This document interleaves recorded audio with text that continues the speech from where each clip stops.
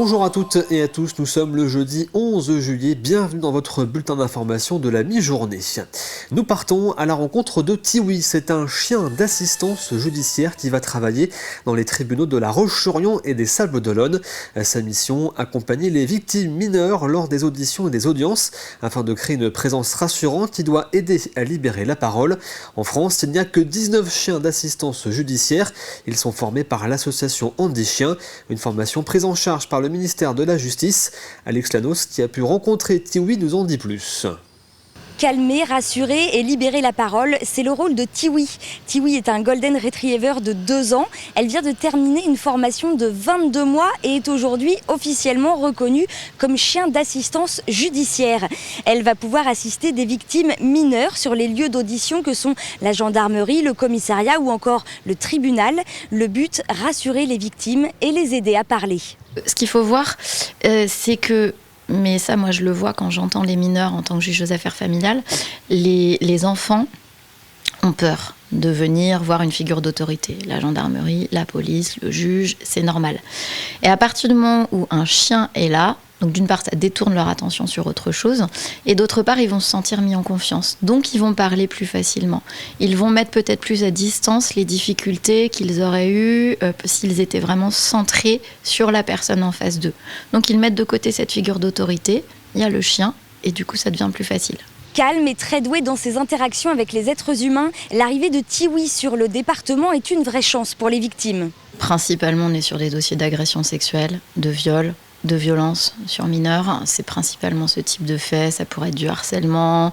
Moi, je pense aussi à de la pédopornographie. Enfin, tout ce type de dossier où on a des mineurs victimes. Ça peut aller beaucoup plus loin, ça peut aller effectivement sur des auditions devant le juge aux affaires familiales.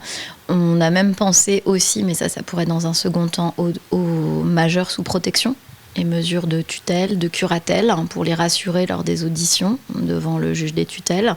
Donc on a vraiment un panel assez large de dossiers qui peuvent s'y prêter.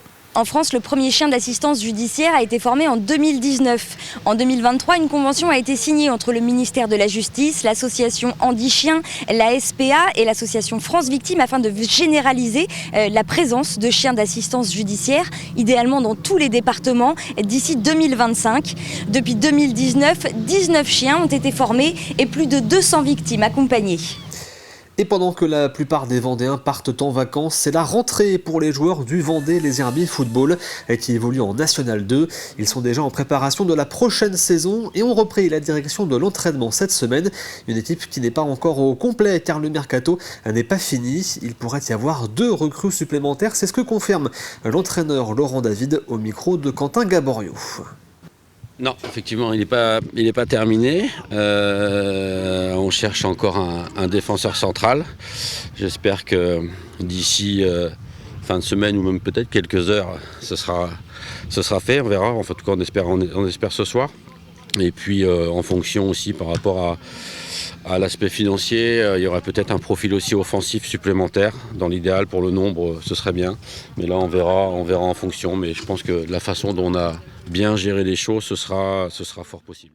2, ce serait le grand maximum. 1 sur 2 peut-être. Vendée Expansion organise durant la période estivale ses rendez-vous de la Vendée Vélo. Ils permettent de présenter aux touristes l'ensemble du réseau cyclable vendéen. Une manière d'échanger sur la diversité des 1800 km de pistes cyclables que compte la Vendée et sur toutes les destinations possibles. Grégoire de Châtillon a pu participer à l'un de ces rendez-vous aux Sables-d'Olonne. Me voilà en effet en compagnie d'Olivier Coutancel, le directeur du développement de Vendée Expansion. Alors, cette 7e édition de ce qu'on découvre ici derrière nous, les rendez-vous de la Vendée Vélo, ça va ressembler à quoi ? Eh bien, c'est un rendez-vous sur un concept très très simple finalement. Il s'agit de se poser en bord de piste cyclable et de venir à la rencontre des touristes à vélo, des cyclistes à vélo, pour tout simplement les écouter et puis aussi leur faire découvrir la diversité, la très grande variété des pistes cyclables sur l'ensemble du département de la Vendée, de l'offre cyclable en Vendée d'une façon générale, c'est-à-dire qu'au-delà des pistes, il y a bien évidemment aussi les hébergeurs. Finalement, à part la montagne, on a une vraie diversité de paysages, c'est très varié. Vraie diversité, on va la découvrir à travers ces rendez-vous de la Vendée Vélo, puisque on va sillonner le littoral du nord au sud, et puis aller à la Roche-sur-Yon aussi, et les atouts de la Vendée Centre, aller également dans le Marais Poitevin. Enfin voilà, effectivement, on va découvrir une très large palette de l'offre touristique vendéenne. J'ajoute un point important, c'est que ces rendez-vous de la Vendée Vélo, pour des acteurs comme nous, c'est d'abord un travail avec nos partenaires locaux.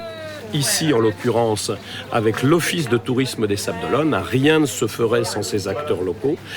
Donc ça, c'est très important. Et puis, deuxième point, c'est aussi l'occasion pour nous d'écouter les cyclistes et les touristes à vélo, écouter sur ce qui va bien sur nos pistes, la signalétique, les revêtements qui sont satisfaisants, puis aussi sur des axes d'amélioration. Et donc tout ça, c'est très important, c'est un peu de l'écoute client finalement. Voilà, donc nous étions avec vous, Olivier Coutancet, pour parler de ces rendez-vous de la Vendée Vélo. C'est reparti pour cet été 2024. Et si vous souhaitez en savoir plus sur les pistes cyclables vendéennes, le rendez-vous de la Vendée Vélo sera ce vendredi à Bouin, au Port des Champs. Un nouveau service de location de vélo, justement, longue durée, vient d'être lancé par la communauté de communes Challengois. Un service réservé aux habitants et aux entreprises du territoire toute l'année. Le but est de démocratiser l'usage du vélo en proposant des locations de 3 à 12 mois, avec l'entretien compris. Un service qui est amené à se développer de plus en plus.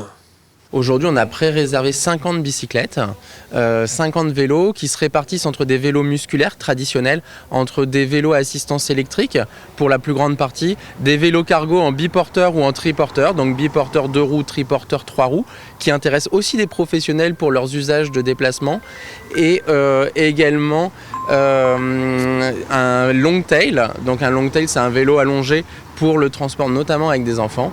Et puis on a aussi un vélo pliant pour l'intermodalité, pour aller dans le train ou dans un coffre lorsqu'on covoiture.